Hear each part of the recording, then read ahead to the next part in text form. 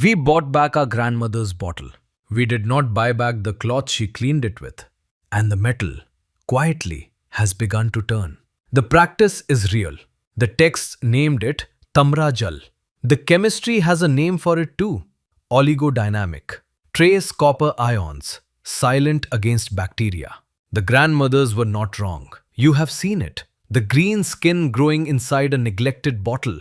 It is not decor.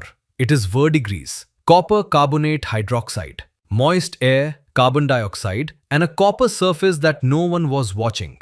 And the water you sip in the morning is no longer the water the grandmothers drank. The EPA marks the line, 1.3 milligrams per liter. About a gram ingested, and the body answers. Nausea, vomiting, jaundice. A liver that begins to argue, and held long enough, the picture darkens. A Wilson-style accumulation. The same metal that was meant to heal, quietly doing something else. And here is what we were not told. The grandmothers cleaned the metal. Every 2 or 3 days, tamarind or a half lemon with rock salt. They scrubbed the green back into history. The citric acid in the lemon, the tartaric acid in the tamarind, these neutralized the carbonate. This was not folk habit. This was the practice, the half we did not inherit. And the bottle was listed on online marketplaces. The wellness reel told us about the morning. It did not tell us about the night before. And many of the bottles being sold cannot do what they promise.